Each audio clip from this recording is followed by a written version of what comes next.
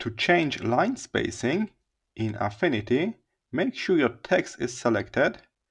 Then click this A icon here at the top. That's for our characters properties. It will take you to your character menu here on the right, and from here you should be able to see spacing.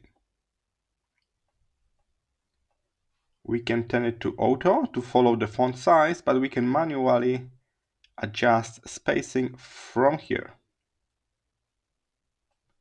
So now my font size is 14, but my spacing is 24.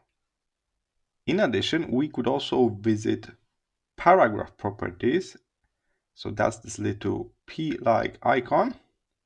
And here you have also spacing options.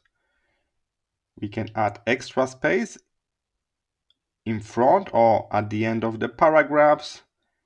And that's the fastest way of changing spacing in Affinity. See you in the next one.